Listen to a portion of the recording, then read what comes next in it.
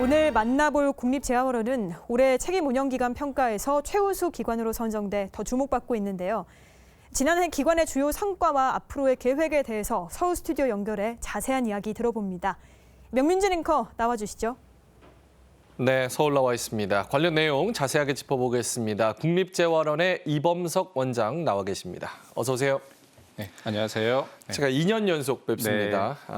국립재활원 2020년도도 이제 최우수 책임운영기관으로 선정이 됐는데 모르시는 국민분들이 있으니까 국립재활원 어떤 기관인지 소개 먼저 부탁드릴게요. 예, 국립재활원은 서울의 강북구 수유동에 위치하고 있습니다. 1986년도에 개원을 했고요.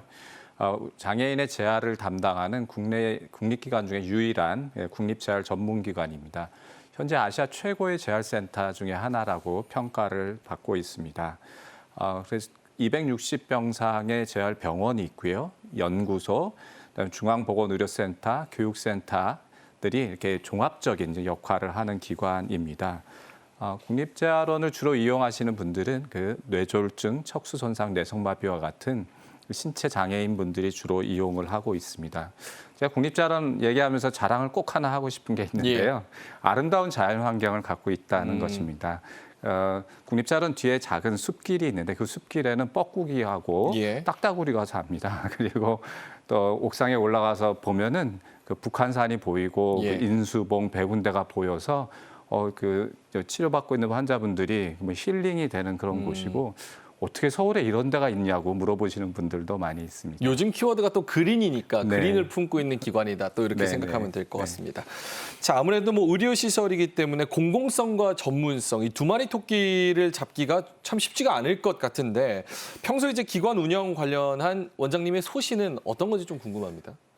네. 아마 세 가지 정도 말씀드릴 수 있을 것 같은데요. 첫 번째로는 국립기관으로 이제 존재의 의미를 좀 생각을 좀 하자는 거죠. 그래서 결국은 존재의 의미라는 것은 우리의 기관의 사명인데요. 국립재활원의 사명은 장애인이 건강하고 행복하게 사는 세상을 만드는 것입니다. 그래서 이러한 사명을 우리 자꾸 이제 직원들하고 같이 얘기하고 이걸 잊지 말자 얘기를 하고 있습니다. 두 번째로는 이제 모델이 되는 기관이 되는 것인데요. 민간기관과 국립기관이 경쟁하는 구도로 가서는 안 된다고 생각합니다. 그래서 그 국립재활원에서는 장애인에게 꼭 필요한 그런 서비스인데 민간에서 미처 못하는 것들이 있습니다. 그런 것들을 우리가 하는 거죠. 예를 들어서 사회복귀 프로그램이라든지 장애인 운전 프로그램이라든지 건강검진 프로그램 이런 것들은 민간에서 하기가 어렵습니다. 그래서 그런 것들을 이제 국립재활원에서 모델 역할을 해서 개발해서 그것을 이제 전국에 보급을 하는 거죠. 그리고 이제 세 번째로는 이제 직원이 행복한 기관이 되자는 것이 저희의 그 생각입니다. 그래서 이제 직원들이 그 조직에서 그 기관에서 근무하면서 자부심을 느끼고 행복하다고 느낄 때 그래야 방문하시는 장애인 분들에게도 더 좋은 서비스를 제공할 수 있다고 생각합니다. 그래서 제가 이제 한 가지 한 것 중에 하나는 그 직원 휴게실이 국립재활원에 이렇게 약간 좀 썩 좋지 않았습니다. 그래서 대한민국에서 제일 좋은 직원 휴게실을 만들자 그래가지고 정말 좋은 공간을 확보를 해서 거기에 직원 휴게실을 만들었는데 거기 가보면 이제 카페처럼 되어 있고요. 창을 통해서 북한산이 다 바라다 보이고 또 안마의자도 4개 정도 놔서 직원들이 언제든지 가서 편하게 쉴 수 있고 다시 또 회복해서 또 장애인분들을 만날 수 있는 그런 공간을 좀 만들었습니다. 요즘에 이제 코로나가 창궐하고 있으니까 재활병원이나 이제 노인 요양시설을 중심으로 이제 집단 감염이 퍼지고 있는 그런 상황입니다. 근데 국립재활원은 국내 최대 규모임에도 불구하고 코로나19 청정 지역으로 유지가 되고 있는데 어떻게 대응하고 계신지 궁금합니다. 네, 이 코로나19 발생에 대해서 완전히 차단하는 거는 참 쉬운 일도 아니고 또 국립재활원도 사실은 조마조마한 상태입니다. 특히 재활의료기관의 특성은 입원한 환자들이 수개월간 입원을 하고 주로 이루어지는 치료가 물리치료, 작업치료 같은 게 신체적인 접촉을 통해서 이루어지거든요. 그리고 또 문제는 보호자하고 간병인이 24시간 계속 같이 상주를 병실에 한다는 것이 어려운 점입니다. 그렇지만 이제 국립재활원에서는 초기 단계부터 원내 감염병 대응팀을 운영을 해서 방역과 소독을 하고 발열 체크를 열심히 하고 출입자 통제를 잘 하고 있습니다. 그래서 타 병원에서 입원하는 경우는 코로나19 검사를 통해서 음성이 확인되어야만 입원을 할 수 있습니다. 예. 그래서 바라기는 정말 코로나19가 잘 넘어가서 국립자원에 입원하신 환자분들 그리고 또 직원분들이 무사히 이 어려움을 넘어가기를 지금 기원하고 있습니다. 예. 자, 올해도 이제 책임운영기관 최우수 기관이 될 수 있었던 국립자원의 비결 그리고 대표적인 성과가 뭐가 있을까요? 네, 이 올해 또 최우수 기관으로 선정을 해주셔서 너무 감사하고요. 예. 네, 이 감사한 마음을 정말 전 직원분들과 같이 나누고 싶습니다. 정말 전 직원분들의 헌신적인 노력이 없었으면 이게 안 되었을 것이기 때문입니다. 아마 최우수 기관으로 선정된 요인은 몇 가지가 있는데 한 3가지 정도 아닐까 저는 생각하고 있습니다. 첫 번째는 이제 사회복귀 프로그램인데요. 예. 사회복귀를 잘 해줘서 빨리 집으로 돌아갈 수 있게 해준 것. 그것이고요. 두 번째로는 공공재활 분야의 그 선도적인 역할을 저희가 하고 있습니다. 그래서 국립재활원이 중앙장애인 보건의료센터로 지정이 돼서 공공재활 분야의 전국적인 그 컨트롤 타워 역할을 저희가 하고 있습니다. 전국에 6개의 권역재활병원이 있고 또 10개의 지역장애인 보건의료센터가 있습니다. 그런 것과 협력을 해서 저희가 이 중추적인 그런 역할들을 저희가 하고 있습니다. 예. 자, 입원 환자가 퇴원 후에 가정과 지역사회로 빠르게 복귀할 수 있도록 다양한 사회복귀 프로그램을 제공하고 있다 이렇게 말씀을 해주셨는데 어떤 프로그램이 구체적으로 좀 있을까요? 네, 사회복귀가 왜 중요한지 먼저 말씀을 드리면 예. 예를 들어서 척수장애를 예를 들겠습니다. 척수장애를 입고 나서 입원해서 재활치료를 받고 집으로 갈 때까지 걸리는 시간이 미국에서는 2달이면 집으로 가고 예. 유럽에서는 6개월이면 집으로 가는데 한국에서는 그 기간이 2년이나 됩니다. 왜 이렇게 긴 거예요? 너무 긴 거죠. 예. 그래서 그러다 보니까 환자분들도 힘들고 보호자도 힘들고 또 국가적으로는 의료비가 굉장히 많이 거의 투입이 그렇죠. 될 수밖에 없습니다. 그래서 우리가 중요하게 생각하는 거는 사회복귀를 잘 시킬 수 있는 프로그램으로 빨리 성공적으로 집으로 갈 수 있게 사회로 복귀할 수 있게 해주는 것이죠. 그래서 예. 국립재활원에서 모든 입원 환자가 오면 사회사업 상담과 평가를 받아서 프로그램이 진행이 되는데요. 3가지 프로그램이 있습니다. 그래서 예. 기초 프로그램은 이제 동기부여와 심리적인 안정을 위해서 음악 치료, 원예 치료 요리, 재활 정보 교육을 해주고요. 그다음에 사회복귀 지원 프로그램으로는 개인별 맞춤형 멘토링, 그다음에 버스나 지하철 타기 훈련, 그다음에 학교나 직업으로 복귀 훈련을 해줍니다. 퇴원 무렵이 되면 퇴원 준비 프로그램을 하는데 퇴원 전에 스마트홈을 체험하고 예. 휠체어를 지금 사용해서 집으로 가야 되면 집에 휠체어가 못 들어가면 휠체어가 들어갈 수 있는 집으로 고치는 것을 좀 도와주고 합니다. 그래서 아마 이러한 의미 있는 활동들이 우리가 하면서 예. 입원 환자의 입원 기간이 줄어들고 빨리 사회로 복귀할 수 있게 도와줄 수 있었습니다. 예. 또 이게 재활 로봇을 개발해서 재활 산업에 큰 기여를 한 것도 이제 높은 평가를 받고 있는데 국산 재활 로봇 이거 어떤 내용이에요? 예. 국내에서도 이제 국산 재활 로봇을 이제 개발을 하고 예. 또 이렇게 판매를 하려고 노력을 하지 않겠습니까?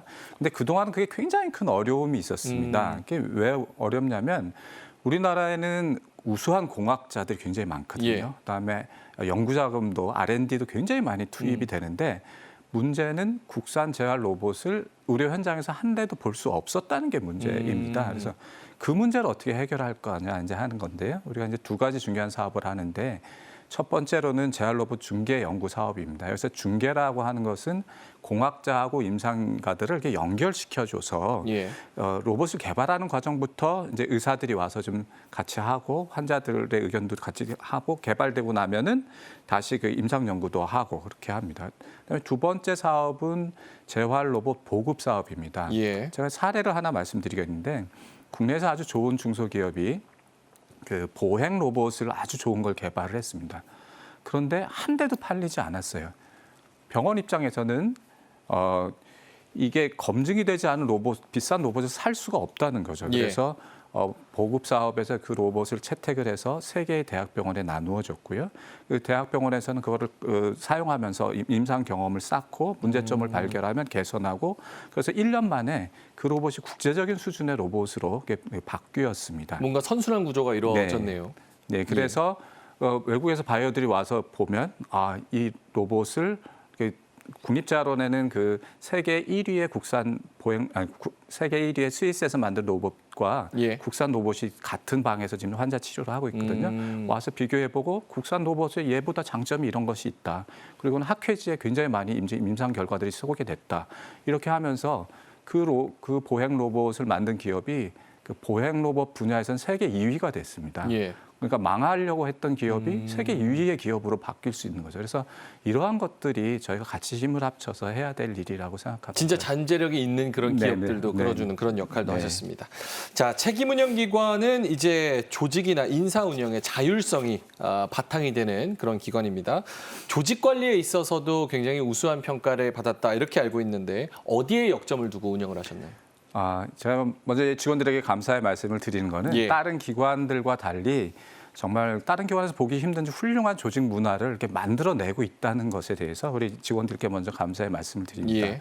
네, 원장으로서 이제 중요하게 생각하는 것은 몇 가지가 있는데 첫 번째로는 소통과 화합하는 직장을 만드는 것입니다. 어느 조직에나 부서 간의 그 장벽이 이거 참 어려운 문제입니다. 그래서 그것을 허물고 예. 활기찬 소통을 좀 해야 되는데 그래서 제가 그 직원들하고 의견을 모아서 스타 직원상을 만들었습니다. 그 스타 직원상은 다른 과 직원을 추천하는 겁니다. 그래서 다른 과에서 저 사람은 정말 소통도 잘하고 조직에 필요한 사람이야. 그래서 그 사람들을 뽑으면 그 상도 주고 그 사람들의 사진을 원장실에 그 전자 게시판이 있습니다. 거기에 1년 내내 그거를 이렇게 그분들의 사진이 나오게 스타 직원으로. 네네 예. 나오게 합니다. 그다음에 뭐 다양한 프로그램이 굉장히 많은데 너무 많아서 한 몇 가지만 말씀드리면 예. 원장으로서의 고민은 그 600명이나 되는 직원을 어떻게 한 사람 한 사람 만날 수 있을까의 고민인데 제가 아이디어를 하나 냈습니다. 그건 뭐냐면 내가 1년에 한 번씩은 다 만난다. 만나는 방법으로 어떻게 할까? 그래서 생일을 맞은 사람들은 다 초청을 하는 거죠. 그 달에. 다 초청을 해서 이 조별로 소개도 하고 선물도 하고 그다음에 특별히 이분들한테는 예. 원장실 원장의자에 앉아서 아주 그럴듯하게 사진을 찍어서 또 사진도 드립니다. 그다음에 활기찬 직장 만들기를 저희가 하고 있는데요. 그래서 네만트라고 그래서 내가 만드는 이벤트. 그래서 그룹별로 이벤트를 기획해서 신청을 하면 기관에서 행사비를 지원을 해줍니다. 예를 들어서 바리스타와 함께하는 저녁. 뭐 재활원에 아주 훌륭한 바리스타 직원이 있거든요. 예. 그런 거를 할 수도 있고요. 그다음에 아름다운 재활원 만들기, 국립재활원 만들기를 하고 있는데 그래서 아까도 말씀드렸듯이 국립재활원에 버려진 뒷동산에 거기 산책로를 잘 조성을 해서 아름답게 만들었고요. 예. 또 식목 행사를 하는데 식목 행사는 직원들이 이제 이 나무를 기증합니다. 나무를 기증하면 작은 나무를 거기다가 명패를 달아줍니다. 가족 이름까지 다 해서 달아주면 그 나무가 10년, 20년 퇴직할 때가 30년 뒤에 퇴직할 때 되면 아주 멋진 나무로 자라는 것을 예. 같이 여기서 생활하면서 보게 되겠죠. 네. 알겠습니다. 자, 마지막으로 이제 향후 계획 좀 궁금합니다. 국립재활원이 계획하고 있는, 집중하고 있는 사업이 있다면 소개해 주면서 마무리해 보겠습니다. 네, 우리가 그냥 두 가지를 지금 열심히 하고 예. 준비하고 있는데요. 첫 번째로는 이제 장애인 건강검진센터를 개원하는 것입니다. 그래서 휠체어탄 장애인들이 건강검진을 받으러 가면 굉장히 힘듭니다. 이게 올라갈 수도 없고 예. 굉장히 어려움이 많죠. 그래서 장애인에게 특화된 건강검진센터를 국립재활원에서 이제 건물을 지어서 건물은 준공이 됐고요. 내년에 인력과 이제 장비가 좀 들어오면 예. 내년에 이제 개원을 합니다. 그래서 우리나라 장애인 검진센터의 모델이 되도록 이제 최선을 다해서 저희가 노력을 하고 있고요. 또 두 번째로는 이제 국제 학술 대회를 좀 저희가 개최하고 있습니다. 그래서 예. 10월 22일, 23일 양일간 국립재활원이 국제학술대회를 주관해서 개최하는데요. 아시아 척수손상 학회입니다. 그래서 한국에서는 척수손상과 관련된 첫 국제 대회를 저희가 유치를 한 겁니다. 그래서 코로나로 아쉽게 외국의 연자들과 참석자들이 온라인으로만 참석을 하지만 전 세계에서 한 700명 정도 참석을 하기 때문에 아주 큰 대회입니다. 그래서 저희가 성공적으로 치르기 위해서 최선의 노력을 지금 하고 있습니다. 알겠습니다. 앞으로도 훌륭하게 계속 운영을 해주셨으면 좋겠습니다. 네. 자, 지금까지 이범석 국립재활원 원장과 함께 자세한 이야기 나눠봤습니다. 오늘 말씀 고맙습니다. 네, 감사합니다.